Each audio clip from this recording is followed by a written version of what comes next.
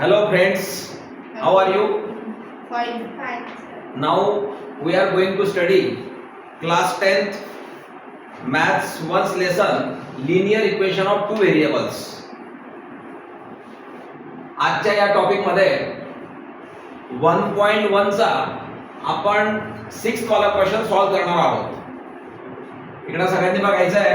Question आहे 1/3x + y = 10/3 आणि दुसरा इक्वेशन आहे 2x + 1/4 = 11/4. याला आपल्याला नंबर द्यायचा आहे 1 आणि 2. इक्वेशन नंबर 1 और इक्वेशन नंबर 2. आता याच्यामध्ये एक प्रॉब्लेम आहे आपल्याला. x च्या पुढे 1/3 आहे आणि इकडं डिनॉमिनेटर 4 आहे. तर आपल्याला डिनॉमिनेटर कट करायचे आहेत. तर मग आपण काय करू, हा जो 3 आहे या 3 ने इक्वेशन 1 ला मल्टिप्लाय करायचं. काय करायचं? Multiply 1/3 + y = 10/3. 3 ने याला मल्टिप्लाय केलं, 3 कट झाला, राहिला x. 3 * y 3y. 10/3 ला 3 ने कट केलं तर इक्वेशन नंबर आला तुमचं 3.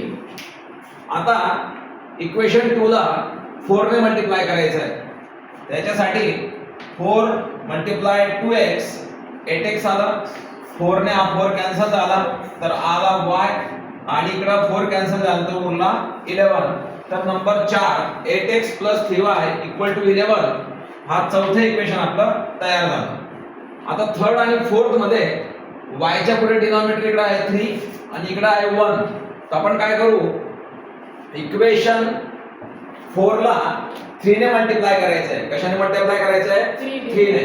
तर आपण 8x + y = 11 ला 3 ने जर मल्टिप्लाय केलं, 3 8 = 24, 3 × y 3y, 3 × 11 33.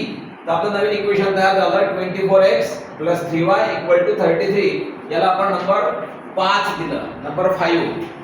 अब याच्यानंतर इक्वेशन 5 आणि इक्वेशन 3. आता subtract equation 3 from equation 5. 24x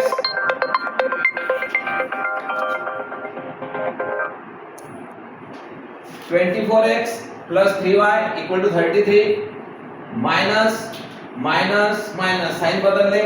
24 मधून एक गेला 23, 3y कॅन्सल, 33 - 10 23.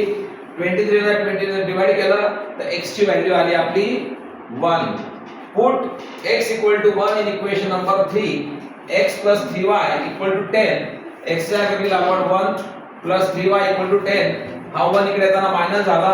3y = 9 आणि इकडे y = 9/3 केला तर y ची व्हॅल्यू आली 3. आणि ह्या इक्वेशनचं सोल्युशन भेटलं आपल्याला 1 and 3.